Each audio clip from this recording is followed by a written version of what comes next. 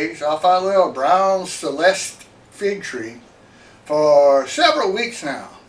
Here is one of my tricks. When we pick them, we don't get but about anywhere from a quart to a half gallon of figs every day. So we pick them off the tree and pour them into this big 2-gallon Ziploc bag. Once we get the bag full, we got enough to make a batch of canned figs. You'll notice they freeze individually when you do it that way. They're not all stuck together. They freeze individually when you do it that way. And see, they're loose, and that way you can plop them in a pan and rinse them when you got a batch, or enough to make a batch of canned figs. The end.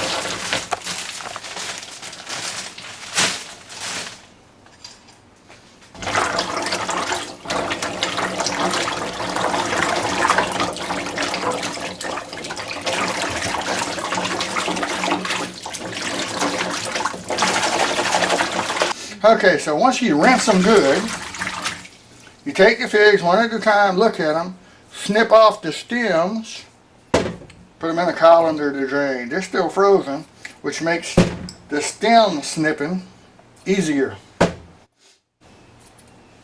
Pop them right off, put them in the colander to drain. Kind of a frosty technique. Okay, so after we have rinsed and nipped all the stems off the figs, we weigh them, and according to the old spring scale, this is about 8 pounds of figs. So they go into the pot.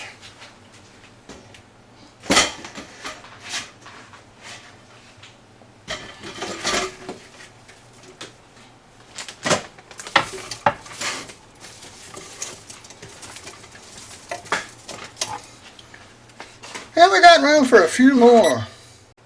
Alright, so in the pot we have 10 pounds of Celeste Louisiana brown figs. The recipe is quite simple. 1 cup of sugar for every pound of figs. You just pour the sugar over so it goes down in the pot.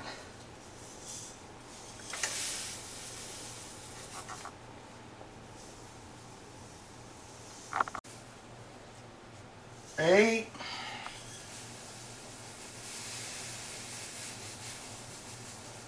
9, 10.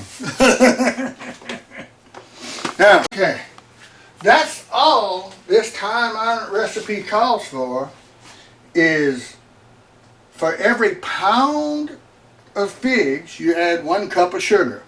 Now, I add just a little bit of water. Say in these 10 pounds of figs, I'm going to put 1 cup of water down in the bottom of the pot just to help it get started cooking. We're going to give them a stir to make sure the sugar's all down in there, and put the burner on and let them begin to melt and start cooking. Okay, I'm just lifting gently and stirring, making sure the figs are coated with the sugar. And this is all that's required, but I went ahead and put 1 cup of water, plus the figs were still a little damp in the colander, and that'll get us off to a good start. Also, not in the recipe, but just because we got a lot of it, I'm going to add a splash of lemon juice. Alright, this time make sure it is lemon juice and not from one of our other citrus trees. Give it a good shake, and measuring carefully, we'll add a splash. Okay, we're going to put a lid on it. We're going to put the burner on low and let it just begin to start. Check on it periodically and stir occasionally. Here goes the figgy-liciousness. Alright, we only added, if you remember, 1 cup of water just to get started. And we went straight from frozen figs into the pot. Well, here it is about an hour later, and look at this. Wonderful fig juice that the figs are making. Notice the pot has reduced by almost half, and the figs are now in juice. They're slowly going to come to a simmer. The sugar's melting, but they're well on the way. Okay, folks, after a couple hours, you can see the figs are bubbling away, reduced by a third, and starting to make that luscious figgy syrup. All you got to do is watch them, keep them on a low heat, stir occasionally, and they will continue to cook down. Well, a couple hours later, and they're bubbling away and approaching figgy perfection. Not quite yet, though. As the figs near completion, what you see on the other side of the pot over there is the tiny fig seeds. My old daddy, mom, and daddy used to say that when you see those seeds on the side of the pot, you know the figs are starting to cook and open. Cooking a pot of figs is a lot like cooking a pot of beans. Some stay whole and some smash to add to the gravy, if you will.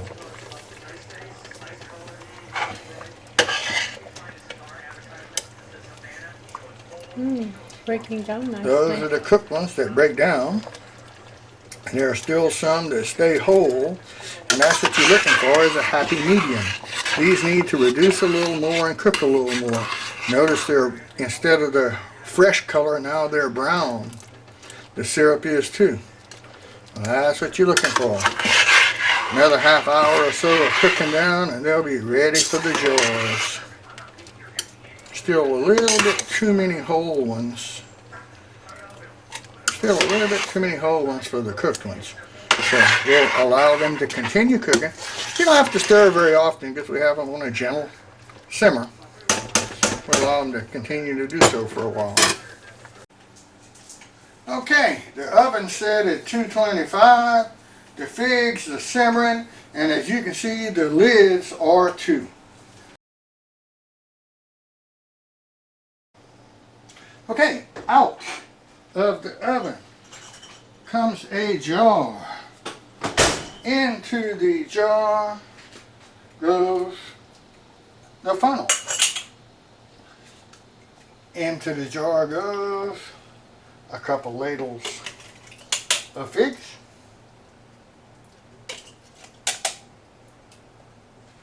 Okay, you got plenty of gravy with them. Now the figs need to be slightly covered, like so, by the gravy. Okay. On goes, youch, a hot lid, and this gets set down. Hot. Okay, we wipe the threads, press down the lid, grab a ring,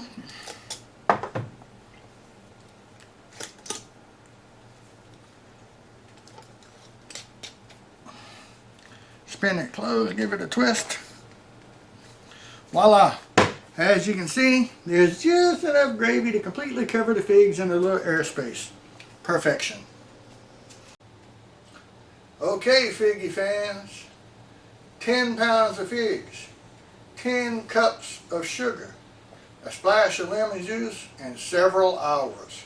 Straight from the freezer to 9 pints of canned figs. There went a tink. Hope y'all heard that. That was one jar sealing. These things are amazing. They're sweet. They're great on biscuits. They're great to cook with. They make cookies. They make pies. They make cake filling. They're great stirred up with peanut butter on a biscuit in the morning. And that, my friends, is the sound of success.